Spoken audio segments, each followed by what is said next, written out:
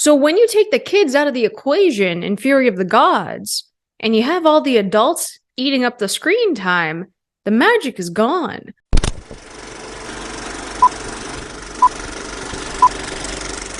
Hey everyone, welcome back to Candid Cinema. I'm Amanda, otherwise known as AMX NDA Reviews on Twitter, Instagram, and Letterboxd. Today, I will be reviewing Shazam! Fury of the Gods. Now, to start off this review, I am a DC fan. I have been through hell and back with DC, and the Shazamily meant so much to me. I absolutely loved that first film. I thought it was refreshing. I thought it was a step in the right direction. And I just think that this sequel is everything that's kind of wrong with the direction that they're going in for these superhero films. And when I first found out that there was going to be a sequel to Shazam, that was before I found out that the regime was changing, that these characters were possibly not going to make the cut moving forward into the DC slate. And I understand that we're going to get new characters and that these characters here with the Shazamily could possibly return, but it doesn't feel that way. It kind of all feels pointless. Shazam! Fury of the Gods feels pointless. The Flash movie feels pointless, and Aquaman feels absolutely pointless because of the regime change. And then there are people that are saying, well, you know, look at it as a standalone film that's not connected to anything. Spoilers, everybody. Wonder Woman appears at the end of Shazam! Fury of the Gods and just throws that whole thing out the window because Billy really does name drop everyone, especially Wonder Woman in this, because he feels that he's not connected to those other superheroes, nor will he ever be connected to those superheroes. And I think that that's a massive problem with heroes within DC and the universe. They're constantly name dropping Aquaman, Batman, Superman, a huge flaw that was in Black Adam as well. Constantly name dropping them, but they're never going to interact. They're never going to see each other. So that's why it just feels like it's pointless. I can't be fully immersed in a film if I know that these characters are not building towards something, because you trained us. The studios trained us. You are putting these characters in other projects constantly. You trained us. You trained us to think that it's all going to be connected somehow, even if it's not the Justice League. Okay, it's connected. You're going to see these characters in other movies. You've done this to us. So now it's expected. So when one movie is no longer going to be connected to the universe that you helped build, what's the point? What is the point of this other than to try and make money, which everyone does? Every movie is out there to make a profit. I understand that. But what? At least make a movie that is worthy of these characters, that is worthy of this universe that you've created. Like, make it worthy. There was a movie here for Shazam! Fury of the Gods. The central theme of family was very present. And that's one of the things that sets the Shazamily, that, you know, the Shazam family apart from other DC films, is that it was wholesome. It was magical. It was meant for kids and teenagers to feel represented and appreciated and loved, and allowing them to see themselves through these characters within the Shazam family and ultimately have their dream fulfilled of becoming superheroes. That's what the whole point of the first Shazam was. So when you take the kids out of the equation in Fury of the Gods and you have all the adults eating up the screen time, the magic is gone. It's wasted. The jokes aren't funny when the adults keep making the jokes. They're funnier when the kids are making them. And I say kids lightly. They're teenagers. Billy's supposed to be 18. He's going to turn 18. He's going to phase out of the foster system with Mary. There was no screen time for Ash or Angel. And I understand that Zachary Levi's the draw. I get that. He's great as Billy Batson in Shazam. You don't put the kid in it? You're not going to put Ash or Angel in it for more than 2 scenes? What are you doing? So then it comes down to, well, maybe Jack Dylan Grazer is a bit stronger of an actor than Ash or Angel, because Jack Dylan Grazer freaking acted circles around everybody in this movie. And you have an Oscar winner in this movie, which is played by Helen Mirren, okay? Helen Mirren was in this, an Oscar winner, and Jack Dylan Grazer was still better. How does that happen? I love Jack. I think the kid can put on a clinic. He's fantastic as Freddie Freeman. So is Adam Brody with the limited screen time that he had. Why are you picking and choosing which adults had the screen time and which teens had the screen time? That's what I'm not understanding. Your star of Billy Batson, Asher Angel, does not get the screen time. And the reason why the first Shazam movie was so emotional and powerful is because you had the foundation with Asher Angel showing his emotions, crying over the fact that, like, you know, he lost his mom or his mom didn't want him, you know, realizing the fact that he doesn't have a family and that he has to find his family, he has to find his people. It all worked because it's from a kid's perspective. When you take that away, you get nothing. You don't get any emotional connection to them because they're superheroes. You look at the adult version of the kids, you see the superheroes, you don't see the kid. Give me the teenager going through this, because again, it's a coming of age film. You can make those coming of age films because they can resonate with everybody. They lost that with Fury of the Gods. They made it bigger than it was supposed to be. You lost the family aspect. That's what hurts, because the first Shazam movie was beautiful.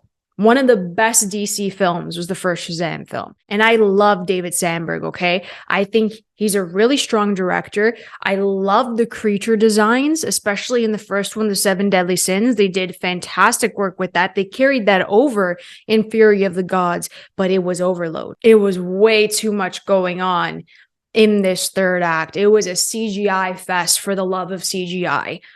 And it didn't work with the story they were trying to tell with these 3 sisters that were gods, played by Lucy Liu, Helen Mirren, and Rachel Zegler. All 3 of them were playing sisters. All 3 of them were in different movies. No idea who told them to act in certain ways. There was no symmetry between the 3 of them. It's like they were pulled from different dimensions and they're sisters. What? Also not believable as villains. Lucy Liu went like full-on villain from another film and didn't work. Nothing was believable in this. It's like, we have to make it bigger and better and badder. Sequel syndrome. And I know it sounds like I'm bashing Shazam Fury of the Gods, but it has been really hard to be a superhero fan in the past 2 years. And for me, ever since No Way Home came out, everything after that has been a struggle to sit through because it's all repetitive, all of it. And they have the bones of the story. They're just putting them all in the wrong places, all in the wrong places, whether like some things are edited and they're on the cutting room floor in post-production, or there's meddling from the studio and then the script gets all like torn through. Something is wrong. Something's not clicking. On top of that, you don't see them use their powers to full capacity whatsoever in this. They literally have the power of the gods and they're fighting gods, but we don't see the full capacity of their powers. Captain Marvel, and I'm using Captain Marvel because they poked fun at the fact that he literally cannot use that name now because we have a freaking movie called Captain Marvel. Okay. And there are copyright issues back and forth, but originally, Shazam is technically Captain Marvel, okay? Captain Marvel in this movie has a heavy power set. If you've played Injustice, you freaking know how stacked he is. A stream of lightning, that's all we saw. No thunderclap, no strike, nothing. We didn't see anything. And we didn't see the Shazamily working together. Only once we saw. That's it. The whole point of the first team up in the first movie, that everyone came around with Billy and he shared his powers, that was a freaking moment. Having them work together and feed off of their strengths, that's what makes the Shazamily.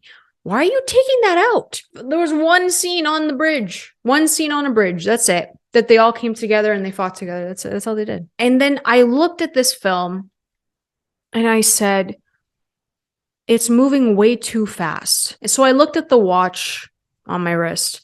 And I checked. I said, we're only an hour in. And at the hour mark of this movie, we still had another hour left to go, and they're already towards the end of something. So I'm like, what in God's name are they going to fill with another hour? That's when the pacing issues started. For me to check my watch in the middle of the film, and I'm shocked at the fact that we're moving that fast. What's going to happen with the second half of this film? Slows down, drags it out, and it's all talk. There were little to no action scenes in this film, maybe 3, and they weren't even that good. That's what's sad about it. So what was eating up the time? Was it, the lore of the sisters, which we also didn't get enough explanation for, just scratched the surface? Was it that the Shazamily were trying to work together and that they were trying to address the fact that Billy, feels alone, feels that he's by himself, he doesn't want to lose anybody? We didn't even dive into that. We just scratched the surface. Or was it the love interest that made absolutely no sense with Rachel Ziegler and Jack Dylan Grazer? Again, scratch the surface. The only person in this movie that I wish had more screen time was Digimon Honsu, because he's phenomenal. He is a phenomenal actor, and he's reduced to wearing a freaking wig in this movie for shock value. He deserves better than that. I was happy that he got majority of the screen time, but at that point, I wanted him to have more of the screen time. And it was literally just him and the Jack Dylan Grazer show. That's all it was. It was the two of them. Barely getting into explanations in regard to the theme of family and what it means to have family around you through the hardships, and that love can conquer that, and that you can work through tough situations with your family, even if you do have scuffles. You have the bones, as I mentioned, but what the hell is eating up the screen time? It was a bunch of disjointed scenes that they slapped together because they thought it made sense and they thought it worked. There were jokes on jokes on jokes on jokes on jokes. Did not land. None of them landed. So it's hard to watch a movie with characters that were so damn funny in the first one, and this movie just lost all its charm. All of it. And it's because it was heavy-handed with the adults. Don't get me wrong. I absolutely adore Megan Good as Darla. Chef's kiss. Absolutely does a fantastic job as Darla. One of my favorite characters. Adam Brody kills it. Zachary Levi was fine. But for him, just fine does not work because he's carrying the entire movie on his back.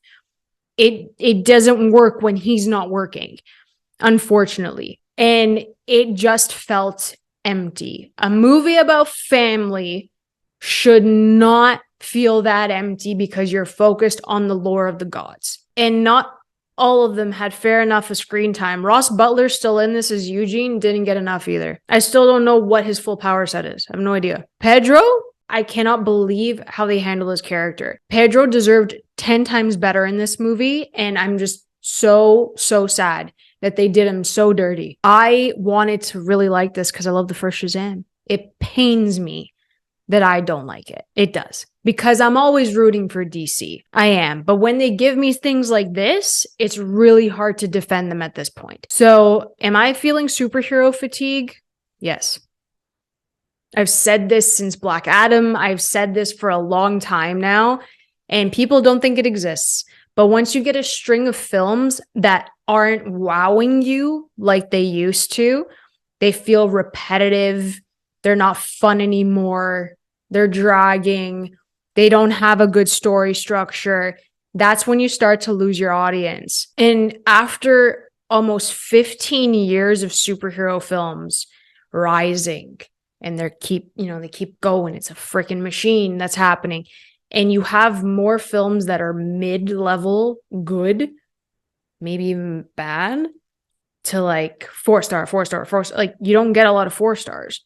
That's what's really sad about this. You don't get a lot of films like, oh my God, I can't wait to watch that again. And it sucks that it's like that, because when you feel yourself becoming uninterested in the middle of the film, it's dragging. You're like, oh man, why is it like this? And you really want to like it. You're trying to fight it. It's hard. So I'm giving Shazam Fury of the Gods a 2 out of 5. It's rough out here. And I'm really nervous for the comic book movies coming out this year. I know we have Guardians in May, Into the Spider-Verse. I'm not even going to lump into the rest of these films because that's on another level entirely. We're not touching that. I know that one's going to make me happy 150%. We have the Marvels. Okay. We have the Flash. We have Aquaman. If you've been watching my other like comic book movie reviews, it's been a struggle for a while. And it may sound like I'm nitpicking. What more do you want, Manda? But it's really hard for me to enjoy a comic book movie now. I don't want it to be like that, guys. I really don't. So let me know how you feel about Shazam Fury of the Gods. Let me know if you are looking forward to the rest of the DC slate. If you're looking forward to the Marvel slate coming out, if you think that maybe I'll end up liking one of them, please let me know in the comments below. If you guys enjoyed this video, please like and subscribe. You can always follow me over at AMX Indie Reviews on Twitter, Instagram, and Letterboxd. And if you guys want to help me grow this channel and grow this amazing community, you can check out ways to do that in the bio below. I'll catch you guys next time. Keep watching movies.